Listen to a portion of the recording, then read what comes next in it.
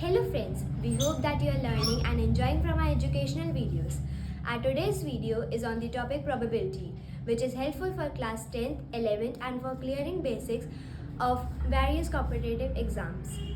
आज हम पढ़ेंगे प्रोबेबिलिटी। उसमें पहला है क्वाइन प्रॉब्लम्स। क्वाइन जो होती है अनबायस्ड ही होती है, अगर मेंशन ना हो क्वेश्चन में तब भी। अनबायस्ड मींस एक तरफ हेड है एक तरफ टेल है, और दोनों तरफ हेड या दोनों तरफ टेल होता है वो बायस्ड कही जाती है क्वाइंस। वो हायर लेवल पे आते हैं उनके डाउट्स। अभी आपके को इसमें केवल अनबायस्ड क्वाइंस होंगी। तो सैंपल स्पेस मींस कितने पॉसिबल केसेस है टोटल ना, वो हम निकालते हैं कि अगर एक कॉइन को टॉस करें तो कितने पॉसिबल आउटकम्स हैं, आउटपुट्स हैं। तो हेड आ सकता है या टेल आ सकता है। तो number NS means number of elements in sample space, 2 हो गए। ओके, ये हो गया। If two coins are tossed, या फिर एक कॉइन को 2 बार टॉस करें, दोनों एक ही बात होती है। तो इसके लिए सैंपल स्पेस बनाना है कैसे, दोनों का कार्टेशियन प्रोडक्ट ले लेंगे। तो एच दोनों बार हेड आ जाए हो सकता है, एच टी एक बार हेड एक बार टेल, टी एच एक बार टेल एक बार हेड, या पहले में हेड दूसरे में, या दोनों में टेल आ जाए। ठीक है, 4 पॉसिबल आउटकम्स है। NS will be 2 square 4। 2 का 2 स्क्वायर क्यों? मतलब जब भी number of elements in sample space निकालते हैं तो एक वाला बेस जो आया, एक बार टॉस करने से जो बेस है 2, ऊपर क्या होता है नंबर ऑफ ट्रायल्स, तो 4। जैसे 3 बार करेंगे तो 2 पावर 3 8। अगर 4 टाइम्स करते हैं 2 to the power 4 16। अगर n टाइम्स टॉस करेंगे कॉइन को 2 to the power n number of elements in sample space में। अगर कॉइन इज टॉस 3 टाइम्स जैसे हम करना चाहें तो ये पहले 3 कॉइन्स का हम सैंपल स्पेस देख लें। तो आपको कुछ नहीं करना है, इसको याद करना या बनाना रैंडमली बहुत मुश्किल होता है। आप 2 कॉइन्स का आराम से बना लेंगे, बहुत आसान है। H T. इसी में एक बार पहले एच ऐड कर दें सबके आगे। देखिए सबके आगे मैंने एच ऐड कर दिया, इन चारों के आगे 4 मिल गए। फिर इन सबके आगे टी ऐड कर दिया है तो 4 और मिल गए, तो ये 8 मिल गए, है ना। तो ये आपके सैंपल स्पेस है 3 कॉइन्स का। 3 कॉइन्स से ज्यादा नहीं आता आपके में। Coins find the probability of 3 bar toss किया गया है, find probability of getting at least 1 head. At least 1 head मतलब कम से कम एक हेड आए। एक हेड आए या फिर 2 आ सकते हैं या 3 से ज्यादा तो नहीं जा सकते है ना। ठीक है, कोई 3 बार टॉस ही किया है तो हम 3 हेड लेंगे, 2 हेड लेंगे, 1 हेड लेंगे, 2 हेड, ये है ना। ये हमने 1 हेड वाले पॉसिबल केसेस इसमें सेलेक्ट किए, 2 हेड या 3 हेड। तो हमने देखा इसमें टोटल जो भी हमें निकालना होता है, जो भी प्रोबेबिलिटी इस चीज की, वो फेवरेबल इवेंट हो जाती है, उसको ई लिख देते हैं ना। तो एन ई आ गया, यानी number of elements in favourable cases 7 हो गए। एन एस तो 8 था, 8 हो गया। प्रोबेबिलिटी ऑफ इवेंट क्या हो जाए, N E by N S 7/8। इस तरह गेटिंग एट मोस्ट 1 हेड मतलब ज्यादा से ज्यादा 1 हेड आना चाहिए ना। या तो हम इसमें कौन से केसेस लेंगे, या तो 1 हेड आए या नो हेड आए। ज्यादा से ज्यादा 1 हेड ना, तो नो हेड वाला भी केस लिया जाएगा। तो 1 हेड वाले केसेस ले लिए हमने 3, और ये टीटीटी नो हेड वाला केस। ओके, तो इसमें एलिमेंट्स कितने हो, यानी 4, और p विल बी 4/8 1/2। ये आपका एटलीस्ट एट मोस्ट थोड़ा कंफ्यूजिंग इसलिए बताया। गेटिंग एटलीस्ट 2 टेल्स मतलब कम से कम 2 टेल हो, तो 2 टेल वाले केसेस ले लिए हमने, या फिर तीनों टेल वाले। ओके, कम से कम 2 है तो 3 तो लेंगे ही ना।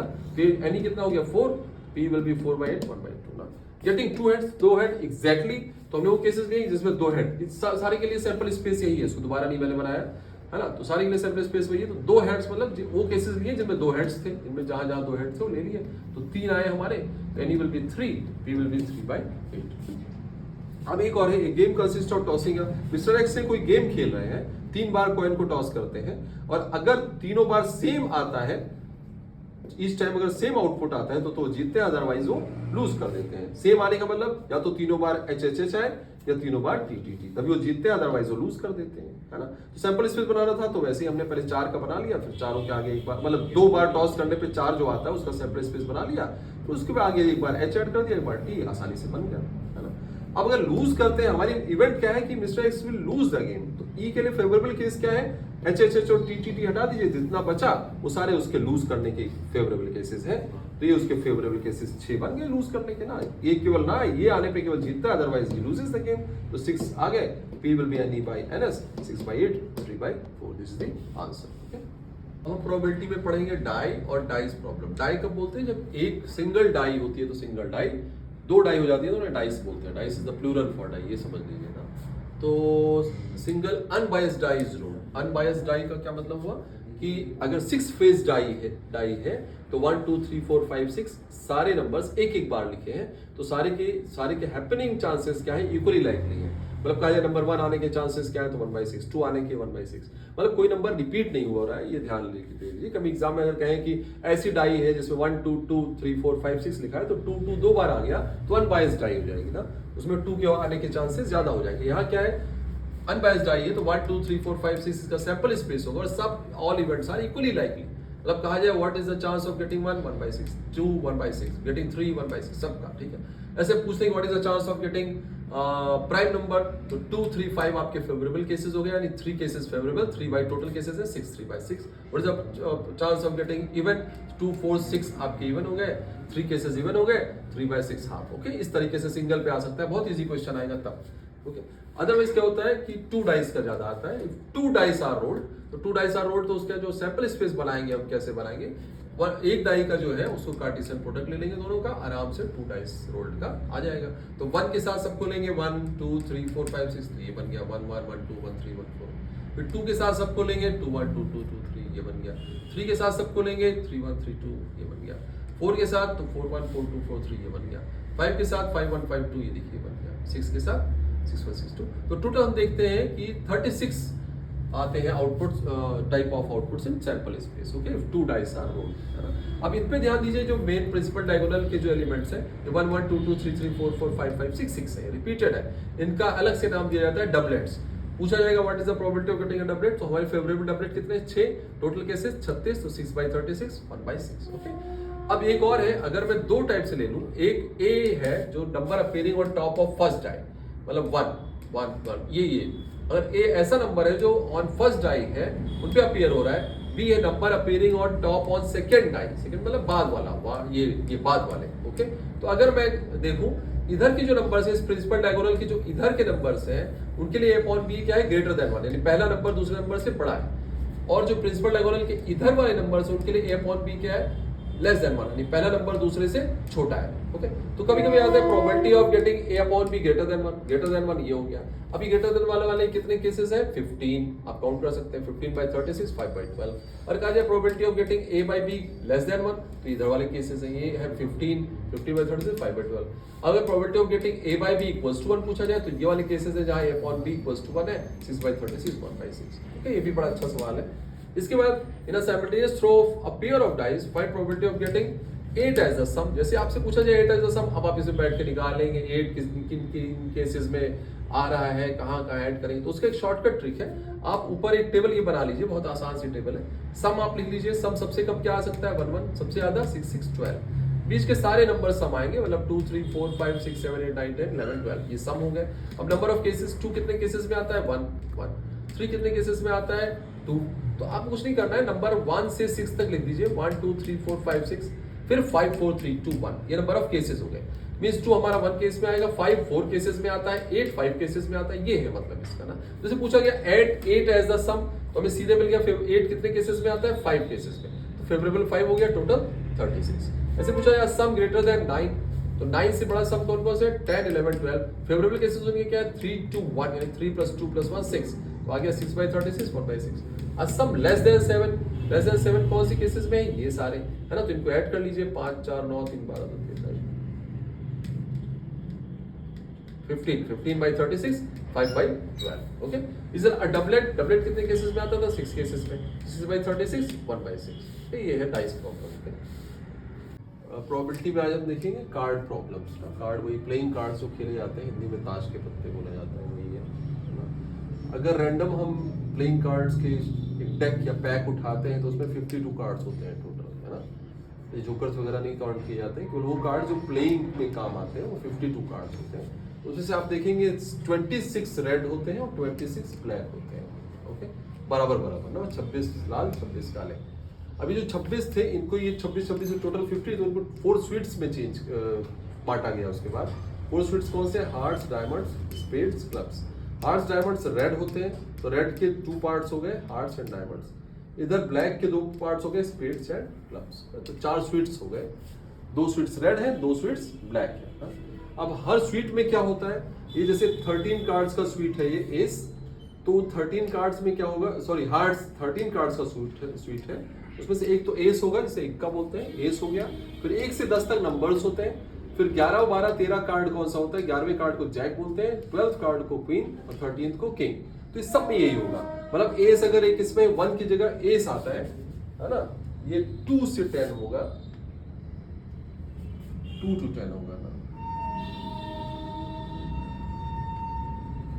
2 से 10 ना, 1 की जगह तो एस आ गया ना, 2 to 10 होता है।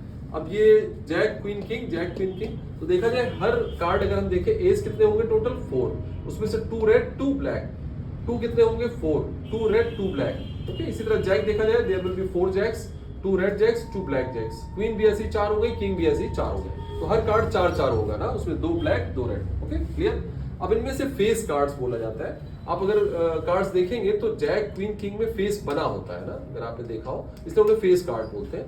तो 4 जैक 4 क्वीन 4 किंग, यानी टोटल फेस कार्ड्स कितने होंगे 12। ओके, अब 12 है तो उसमें से 6 रेड कार्ड्स होंगे फेस और 6 ब्लैक कार्ड्स होंगे। ऑनर कार्ड्स में जैक के साथ, जैक क्वीन किंग के साथ एस भी आ जाता है। तो ऑनर कार्ड्स की बात अगर की जाए तो एस जैक क्वीन किंग।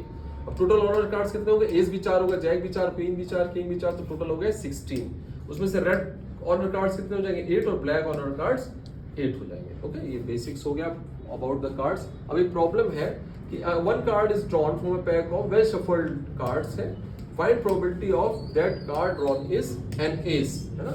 तो आपको पता है ऊपर फेवरेबल केस लिखते हैं, नीचे टोटल। अब टोटल पूरा का पैक ऑफ कार्ड्स है तो टोटल तो सब में डिनोमिनेटर में 52 ही आना है। ओके, अब फेवरेबल देख लेते हैं। एन एस, एस कितने होते हैं 4, तो फेवरेबल केसेस हमारे पास कितने हैं 4, 4/52 1/3। रेड कार्ड, अगर वो रेड कार्ड होना है तो रेड कार्ड के लिए फेवरेबल केसेस कितने हैं? पूरे पैक में से 26 रेड कार्ड्स होते हैं, 26/52 1/2। आइदर रेड और किंग, तो पहले रेड देखिए, रेड कितने होंगे 26, 2 किंग उसमें आ ही गए, है ना, रेड किंग होते ही हैं, और किंग है तो 2 ब्लैक किंग और बच गए, तो 26 + 2 28/52 सॉल्व करके आ गया। रेड एंड अ किंग, मतलब रेड भी हो, ये और एंड में अंतर है ना, वहां एंड था, यहाँ रेड एंड अ किंग, मतलब रेड भी हो किंग भी हो। तो आपको पता है 2 ही किंग ऐसे होते हैं जो रेड होते हैं ना, एक हार्ट का एक डायमंड का, तो 2/52 ये हो गया। अब फेस कार्ड आपको मैंने टोटल बताया थे 12 होते हैं, तो 12/52। और रेड फेस कार्ड, अब 12 टोटल फेस कार्ड होते हैं, उसमें से 6 रेड हो गए 6 ब्लैक हो गए, तो 6 हो गए, 6 रेड कार्ड 6/52। 2 ऑफ स्पेड्स, ये एक ही कार्ड होगा, है ना, 2 स्पेड्स में एक ही तो 2 होगा ना, 2 ऑफ स्पेड्स एक ही कार्ड होगा 1/52। 10 of a black sweet, 10 of a black sweet, black मतलब 2 ब्लैक वाले कौन से थे? स्पेड्स और क्लब्स, एक 10 इसमें होगा, एक 10 इसमें होगा, तो 2/52, 1/26 है ना। अगला है क्वेश्चन है king queen and jack of clubs are removed, मतलब 52 कार्ड्स टोटल थे, उसमें से किंग क्वीन और जैक किसका? क्लब्स का, केवल क्लब्स का निकाल दिया गया है ना, 52%। और उसके बाद 1 card is selected from the remaining cards, find the probability. ठीक, तो जब 3 कार्ड्स निकाल दिए गए हैं क्लब्स के, तो हमारे पास कितने बचे? 49 कार्ड्स लेफ्ट। तो इस बार डिनोमिनेटर क्या आएगा 49, टोटल केसेस में हमारे क्या आ जाएगा 49। ओके, हार्ट अब निकाले तो हमने जो हमने रिमूव किए केवल क्लब्स के ना, तो हार्ट के तो 13 के 13 रहेंगे, तो फेवरेबल केस 30 नीचे आ गया, टोटल 49। अब किंग हमने एक टोटल 4 होते हैं लेकिन एक क्लब्स का निकाल दिया, तो अब फेवरेबल कितने हुए 3/49। अब क्लब टोटल 13 होने चाहिए थे लेकिन 3 बीन रिमूव, टोटल कितने हो गए 10/49। 10 ऑफ हार्ट्स एक ही होगा क्योंकि उसमें तो क्लब के नहीं को रिमूव किए हैं, 10 ऑफ हार्ट्स तो बचा ही रहेगा, तो 1 फेवरेबल हो गया, टोटल 49। ओके, अब हम कुछ 1-2 प्रॉब्लम्स देख लेते हैं प्रोबेबिलिटी के, जो इंपॉर्टेंट है इस ईयर में बोर्ड्स के लिए, वैसे भी इंपॉर्टेंट है। जैसे क्वेश्चन है find probability of 53 Sundays in, Sundays के लिए कुछ भी हो सकता है, मंडेज ट्यूसडेज वेडनेसडेज थर्सडे जो भी आएगा, करना का प्रोसीजर यही है ना, ठीक है। तो इन अ लीप ईयर ना, देखिए 53 संडेज की प्रोबेबिलिटी निकालनी है, और 52 संडेज होता तो श्योर है, 52 संडेज तो होते ही है हर साल में ना, 52 वीक्स होते हैं, 52 संडेज होते हैं। तो टोटल जो 52 वीक्स हमारे हो गए, उसमें कितने दिन यूज हो गए हमारे, यानी 52 संडेज में कितने दिन यूज हो गए, 7 × 52 364 डेज टोटल यूज हो चुके हैं इन 52 संडेज। तो अगर हमें 53 संडे होना है तो जो 2 दिन बाकी बच रहे हैं, लीप ईयर में कितने डेज होते हैं 366, तो कितने दिन बाकी बच गए हमारे पास 2 दिन, है ना। ये 2 दिन में से हमें सेलेक्ट करना है कि हमें एक संडे चाहिए, फेवरेबल केस हमारा क्या है कि 2 दिन में से एक संडे चाहिए, और क्योंकि वीक डेज होने चाहिए ये दोनों, तो ये कॉन्जिक्यूटिव डेज होंगे। तो हमारा जो रिक्वायर्ड सैंपल स्पेस है वो क्या हो गया, ये 2 दिन जो बच गए कॉन्जिक्यूटिव वीक के, ये हो सकते हैं Sunday Monday Tuesday Wednesday Thursday, कोई भी रैंडमली नहीं हो सकता है, this should be consecutive days of the week, Wednesday Thursday Friday Saturday Sunday. Okay, consecutive days हो गए। अब हमें लेकिन क्या चाहिए कि 53 संडेज चाहिए, तो 52 हो ही चुके हैं, बाकी दो में से एक दिन और संडे पड़ जाए, तो हमारे जो फेवरेबल क्या है जिसमें संडे आया है, संडे मंडे और सैटरडे संडे, तो ये दो हमारे केसेस हो गए फेवरेबल। और हमसे मंडे कहता कि 53 मंडेज, तो हम मंडेज वाले पकड़ते हैं, संडे मंडे मंडे ट्यूसडे, ये हमारे फेवरेबल केस होते हैं, लेकिन आंसर यही आना था ना। तो पी क्या होता है, n A by N S, n A हो गया ये दो सेट्स हमारे, दो एलिमेंट्स फेवरेबल है, और 7 टोटल थे, 2/7 हो गया in a leap year. Probability of 53 Sundays या 53 मंडेज या 53 ट्यूसडेज जो भी। अब इन नॉन लीप ईयर हुआ, नॉन लीप ईयर हुआ तो देखो 52 संडेज में हमारे डेज कितने यूज हो गए, 364। नॉन लीप ईयर में डेज कितने होते हैं, 365। तो हमारे पास एक दिन बच गया है, इसी एक दिन में हमारा फेवरेबल केस क्या है कि एक संडे और मिल जाए। तो ये वन डे जो बचा है, ये क्या क्या हो सकता है, Sunday Monday Tuesday Wednesday Thursday Friday, कुछ भी हो सकता है ना। उसमें से हमारा फेवरेबल क्या है कि संडे मिल जाए हमें, तो हमारी प्रोबेबिलिटी क्या होगी, फेवरेबल बाई टोटल तो 1/7। ओके, तो ये दोनों केसेस हैं। अच्छा, अगला क्वेश्चन है, number x is chosen randomly from numbers -3 -2 -1 0 1 2 3, what is the probability that x square is less than 3। तो इसका मतलब हमें ये समझना है कि इनमें से हमें ऐसा नंबर चूज करना है जिसका स्क्वायर 3 से कम हो। तो हम देख सकते हैं -3 का स्क्वायर 9, -2 का स्क्वायर 4, -1 का स्क्वायर 1, 0 का स्क्वायर 0, 1 का 1, 2 का स्क्वायर 4, 3 का स्क्वायर। यानी हमें ऐसे ही दिख रहा है कि -1 0 और 1 हमारे फेवरेबल केसेस हैं, x की फेवरेबल केसेस हमारे क्या है, -1 0 1 according to this situation, x square is less than 3। Okay, और टोटल कितने नंबर है, 7, तो 3/7 मस्ट बी आंसर, उसको देख लीजिए। Numbers chosen whose squares are less than 3 हमारी फेवरेबल इवेंट है e। तो e कौन से हो गए, मैंने कहा -1 0 1 के ही स्क्वायर यहाँ पे जो कि 3 से कम आ रहे हैं, अदरवाइज बाकी सबके नंबर्स के स्क्वायर 3 से ज्यादा आएंगे। और टोटल सैंपल स्पेस में कितने एलिमेंट्स हैं, -3 -2 -1 0 1 2 3, तो n हो गया 3, ns हो गया 7, तो प्रोबेबिलिटी हो गई 3/7। ओके, ये प्रोबेबिलिटी का वन शॉट कवर खत्म होता है ना। Do like, share, comment and subscribe our channel Dr. Doubt for more videos. Thank you.